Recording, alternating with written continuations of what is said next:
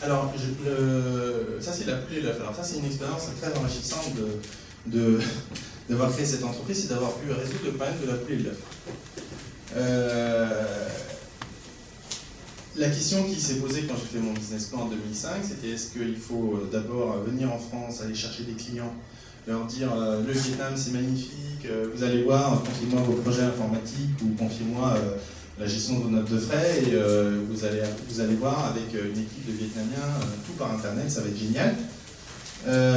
Ou alors est-ce qu'il fallait que je m'engage, que je parte au Vietnam et que j'aille créer ma boîte, monter ma structure, embaucher des gens qui commencent à travailler un peu avec pas grand chose en fait, des faux projets ou quoi, et puis après je pourrais aller chercher des clients. Alors, donc le client d'abord, vous montez la structure d'abord, c'est bien effectivement le problème de la poule et l'œuf.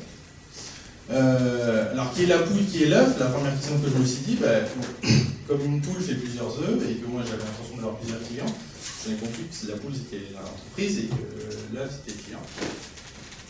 Mon conseil c'est quand même de trouver quelqu'un, une opportunité. Évidemment ils ne signeront pas tant qu'on n'est pas parti et qu'on n'a pas engagé ses propres deniers pour monter la structure, mais il faut quand même avoir une idée un peu claire de ce qui se passe ici et de là où on va pouvoir aller avant de partir dans ces pays. Finalement, c'est d'arriver à créer la confiance dans la personne qu'on a en face.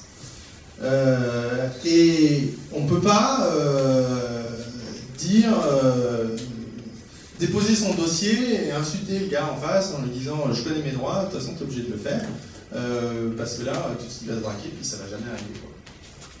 Il n'y a pas de notion de droit qui va faire que je vais pouvoir imposer à mon interlocuteur en face parce qu'il trouvera toujours une échappatoire parce que voilà, le corpus juridique est trop léger, il n'y a pas les règlements d'application, il n'y a pas, etc. On s'y est pris par exemple 4 fois pour déposer notre dossier de création d'entreprise. Donc on y va une première fois, il ouvre une feuillette, donc il y a plein de dossiers, il faut donner le relevé bancaire, il faut donner nos contrats de location, etc. Il feuillette, il dit là il faut une photocopie certifiée, hop il nous le rend. Et puis on revient 2 semaines après, ou une semaine après avec la photocopie certifiée, et on tombe sur un autre agent qui reprend et qui nous dit c'était pas la peine de certifier ça, enfin, c'est pas grave, c'est fait, et puis il nous donne un autre papier, il nous dit mais là c'est pas l'original, il faut l'original dedans, de votre contrat, du titre de propriété de la maison que vous louez. Et hop, on est reparti, puis on revient la semaine d'après, c'est un autre. Et on ne voyait pas comment on allait s'en tirer, jusqu'au jour où on a compris qu'en fait, le gars qui est en face, il ne sait pas qu'il nous aime pas, c'est juste qu'il ne sait pas trop qui on est, de toute façon on est trafiquants de drogue, et puis il n'a pas envie de signer notre contrat, notre licence d'entreprise. Et on s'est pointé la fois suivante, on est arrivé, tout sourire, on lui a serré la main, on lui a demandé comment il s'appelait, on lui a donné notre carte de visite, et puis voilà, et puis on a commencé à dire alors, vous parlez un peu anglais, vous avez voyagé à l'étranger, etc. Bon, on a sympathisé quoi. Il était très flatté, on s'intéresse à lui. Et puis on a dit t'es vachement sympa, la prochaine fois j'aimerais bien te voir, alors donne-moi ton numéro. Et puis on a pris rendez-vous pour revenir la semaine, parce qu'il manquait bien 3 pièces, mais cette fois-ci on a pris rendez-vous. Si bien que quand on est revenu 10 jours après, on a eu rendez-vous avec lui. Et du coup il ne pouvait pas dire je vous ai pas dit ça ou quoi que ce soit. Et puis on est même allé prendre un verre avec lui dans un café, etc. Il n'y a pas de sous-table, on n'a rien payé.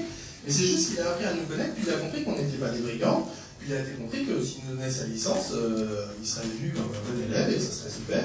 Et puis pour vraiment mettre toutes les chances de notre côté, à la fin, on est revenu encore une dernière fois avec le dossier, et là, on ne l'a pas laissé ouvrir le dossier. On est venu avec nous, il fallait nous déposer 5 exemplaires. Avec notre plus grand sourire, super festif, on les a posés, on dit génial, c'est super et tout, là on a fini aujourd'hui, on est super contents. Voilà le dossier, tiens, est-ce qu'on peut faire une photo pour marquer ça, pour marquer le coup? Puis alors le mec se levait de son bureau, on s'est mis côte à côte, on lui a donné le dossier, puis mon associé a fait la photo, une sorte de fausse cérémonie, un peu de remise, voilà. Et puis on l'a embarqué, puis on lui a parlé de son boulot et puis de son dernier voyage, etc. Machin. Puis finalement, il s'est retrouvé dans un mouvement et comme il avait confiance, il nous a